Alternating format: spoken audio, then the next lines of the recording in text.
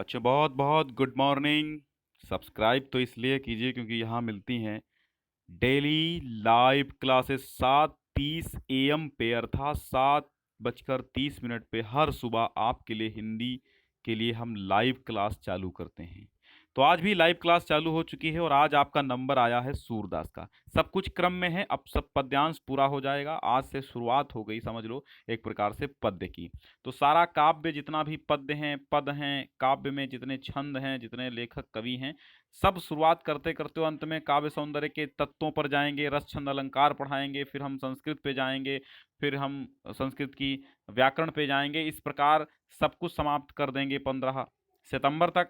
और फिर देखिए 15 सितंबर के बाद हम आपके प्रैक्टिस सेट यानी अनसॉल्व्ड पेपर सॉल्व करवाएंगे। तो कोई दिक्कत नहीं है, रेगुलर आप हिंदी हम पर छोड़िए। सूरदास का जीवन परिचय पढ़ते हैं बेहतरीन भाषा में, बहुत शॉर्टकट में, और बहुत अच्छा सुडौल लिखा हमने। और इसको इतना ही आपको लिखना है, इसलिए हमने इतना लिखा है जितना आपको कॉपी में लिखना है, आपकी एग्जाम की कॉपी में। ठीक है, तो देखना ना भूलिए और एक बार शेयर कर दीजिए। शेयर इसलिए कीजिए क्योंकि आप बहुत सारे लोगों को जोड़ सकें और चैनल का विस्तार हो सके। मैं आप सबका बहुत बहुत आभारी रहूंगा कि इसको शेयर कर दीजिए। जीवन परिचय अष्टछाप के जहाज, है ना।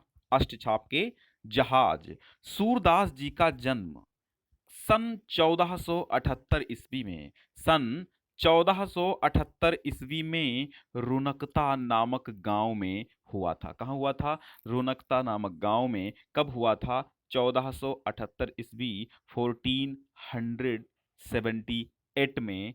कहाँ हुआ था? रुनकता नामक गांव में हुआ था। परंतु मतभेद हैं, परंतु इनके जन्म और स्थान के समय में मतभेद हैं। स्थान के बारे में मतभेद हैं। कुछ विद्वान कहते हैं कि सूरदास जन्मांध थे, कुछ विद्वान कहते हैं सूरदास जन्मांध नहीं थे, बाद में अंधे हुए हैं। तो ये भी मतभेद एक प्रचलित रहा। और कुछ विद्वान कहते हैं कि दिल्ली के पास सीही नामक गांव में इनका जन्म हुआ था, दिल्ली के निकट। ठीक है, परंतु सर्वाधिक मान्य है रुनकता गांव हो गया इनका, रुनकता नामक गांव में। अच्छा, बचपन से ही ये क्या था? विरक्त हो गए थे। विरक्त मतलब वियोगी हो गए थे। वियोगी मतलब एक प्रकार से योगी हो गए थे। ठीक है, अ, संन्यास ले लिया था बचपन से ही। तो गऊ घाट पर जाकर के रहने लगे थे। गऊ घाट पर रहने लगे थे। तो अब यहाँ से हम एक कथा सुनाते हैं आपको। गऊ घाट पर ये पद गाया करते थे। तो ऐसा ही ईश्वर भक्ति के गुणगान किया करते थे। तो एक बार वल्लभाचार्य जी निकले और इनकी सुरीली आवाज जो है वल्लभाचार्य जी के कान में पड़ी। तो वल्लभाचार्य जी को लगा कोई बहुत अच्छा गा रहा है। तो सूरदास जी के जिसे मिलने गऊ घाट पर गए, वहीं ठहरे। तो वल्लभाचार्य जी ने कहा, सूर सूर सूर तुम घिघियाते क्यों हो? हाँ, सूर तुम घिघियाते क्यों हो? तुमको यार तो श्री कृष्ण के सुंदर पदों का गायन करना चाहिए। तो तभी इनको शिष्य बना लिया था वल्लभाचार्य जी ने। ठीक है, तो वल्लभाचार्य जी ने क्या किया, इनको शिष्य बना लिया और शिष्य बना करके श्रीनाथ जी के मंदिर पे इनको स्थापित कर दिया, श्रीनाथ जी के मंदिर में नियुक्त कर दिया। इस पर्पज से, मतलब इसलिए उनको इस काम से नियुक्त किया कि वो 8 प्रहर जो है उनकी पूजा अर्चना करेंगे श्रीनाथ जी के मंदिर में, जो कि गोवर्धन पर्वत पर स्थापित था। ठीक, ये बात आपको क्लियर हुई कि मतलब इनको गोवर्धन पर्वत पर श्रीनाथ जी के मंदिर में नियुक्त कर दिया गया एज ए पुजारी, एक पुजारी के तौर पर। तो इनको वहां काम क्या दिया गया था कि आप 8 याम, 8 प्रहर इनका जो है दर्शन करके भजन और इनकी सेवा कीजिए, मंदिर में पूजा अर्चना वंदना करते रहिए, आप पदों को गायन करते रहिए। तो अच्छा, तो जब वहां थे तो 8 लोग इनके साथ में थे। सब एक एक प्रहर की ड्यूटी लगती थी सबकी। सब 8 थे, सूरदास, कुंभन दास, चतुर्भुज दास, परमानंद दास, कृष्ण दास, छीत स्वामी, चतुर्भुज दास थे, ठीक है, नंद दास, ऐसे करके 8 लोग थे। सुकुपक्रची गोचन, यानी कि सुकुपक्रची गोचन, ये अष्टछाप का देखो एक ट्रिक याद कर लो। सुकुपक्री छी गो चंद, ये अष्टछाप के 8 कवि हैं और यही वहां पे रहते थे श्रीनाथ जी के मंदिर में। सु से सूरदास, कु से कुंभन दास, पा से परमानंद दास, कृष्ण दास, छीत स्वामी, गोविंद दास, चतुर्भुज दास और नंद दास। ये सब 8 लोग थे, लेकिन सूरदास उसमें हेड ऑफ डिपार्टमेंट थे। ठीक है, एचओडी थे, हेड ऑफ डिपार्टमेंट थे। तो हेड थे सूरदास, तो सूरदास को इसीलिए अष्टछाप का जहाज बताया गया। तो वल्लभाचार्य जी इनको अपना शिष्य बना लिए, फिर गोवर्धन पर्वत पर श्रीनाथ जी के मंदिर में कीर्तन करने के लिए नियुक्त कर दिया। अब क्या हुआ था कि वल्लभाचार्य के पुत्र एक थे विट्ठलनाथ जी। विट्ठलनाथ जी ने अष्टछाप की स्थापना की थी, ठीक है, 1565 में। तो इनकी मृत्यु पारसौली ग्राम के निकट हुई थी 1583 में, ठीक, 1583 में। तो विट्ठलनाथ ने अष्टछाप की स्थापना की, जिसमें 8 कवि थे और सूरदास सबसे मुख्य प्रमुख कवि थे। हैं, तो सब्सक्राइब कर लेना भैया चैनल को और इसके बाद शेयर कर दो। तो विट्ठलनाथ जी ने अष्टछाप की स्थापना की थी। किसने की थी? विट्ठलनाथ जी ने। विट्ठलनाथ जी थे कौन? वल्लभाचार्य के पुत्र थे। तो इनकी मृत्यु अब कहाँ हुई थी? पारसौली ग्राम में हुई थी, ठीक है, पारसौली ग्राम में हुई थी। अब आप हेडिंग डाल देंगे कृतियां, ठीक है, इनकी ज्यादा कृतियां नहीं है। मात्र 3 रचनाओं से सूरदास अमर हो गए।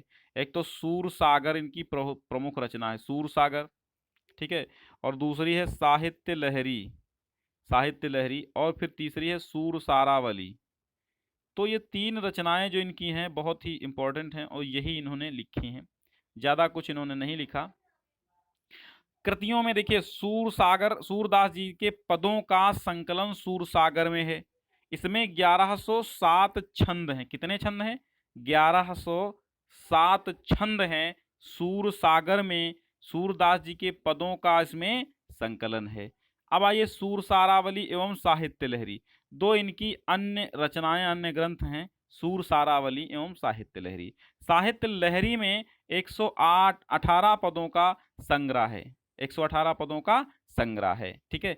ये देखो, अगर ये पीडीएफ आपको इस जीवन परिचय की पानी है तो डिस्क्रिप्शन में दिए हुए टेलीग्राम के लिंक पर क्लिक करके आप टेलीग्राम चैनल को ज्वाइन कर लीजिए।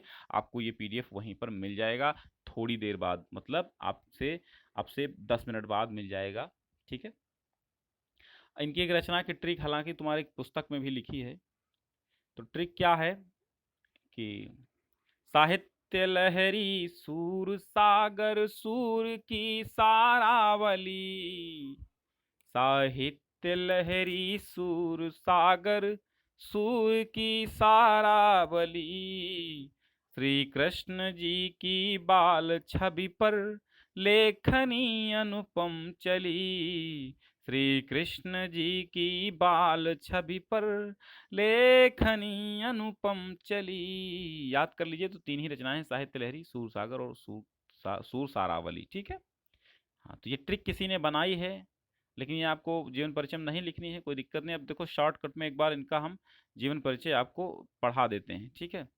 जन्म 1478 ईस्वी, स्थान रुनकता, पिता रामदास सारस्वत, देखो पिता का नाम लिखना हम भूल गए हैं, और मृत्यु 1583 ईस्वी। भाषा ब्रज, सारी इनके पदों की भाषा क्या है? ब्रज है। अष्टछाप एवं भक्ति काल के कवि हैं। रचनाओं में सूर सागर, साहित्य लहरी, सूर सारावली। आपको याद हो गया होगा, इतनी मैं उम्मीद करता हूँ, ठीक है। आपको ये जीवन परिचय याद हो गया है, हमें पता है याद हो गया है, ठीक। तो बहुत लंबा नहीं है, 100 शब्द होंगे और 100 शब्दों में ही आपके 5 अंक पक्के हो जाएंगे। कितने? 5 या 6 का कुछ आता है, हाँ 5 का आता है शायद, मुझे कंफर्म नहीं है बिल्कुल। तो 4 5 5 6 नंबर में आता है ये, तो आपके पक्की हो जाएंगे, कोई दिक्कत नहीं है। सूरदास, सूर कबीर बिहारी कहा जाता ना, तुलसी सूर कबीर बिहारी जिनसे बोर्ड परीक्षा हारी, ऐसा होता है, सही बात है।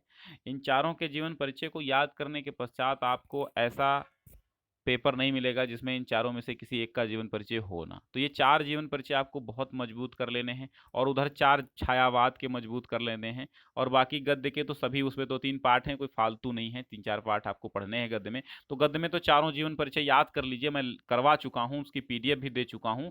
और जिन लोगों ने अभी तक हमारे वीडियोज़ नहीं देखे हैं, अभी प्लेलिस्ट बन करके आएगी, आप हाई स्कूल के सारे वीडियोज़ देख लीजिए, यहीं पर प्लेलिस्ट यहीं कहीं पर आपको नज़र आ जाएगी। तो आप वो सारे वीडियोस देख लीजिए जो कक्षा 10 में मैंने इस वर्ष 2021 की परीक्षा के लिए क्रम से हमने निर्धारित किए हैं, ठीक है। और वो आपका 30% कटौती करके ही सिलेबस, ये जो आपको प्लेलिस्ट दिख रही है इसमें है, ठीक है। तो यहाँ से यहाँ तक कोई प्लेलिस्ट आपको दिखेगी, तो उस पर क्लिक करके आप सारे के सारे वीडियोस देख सकते हैं। ठीक है, तो आज का सेशन कैसा लगा लाइक करके बताइए और एक बार कमेंट कीजिए कोई दिक्कत हो तो। ठीक है, चलिए बहुत बहुत धन्यवाद। कल हम आपके लिए सूरदास के पद लेकर के आएंगे, तो देखना ना भूलिए 7:30 पे हर रोज सुबह कक्षा 10 के लिए हिंदी की लाइव क्लासेस।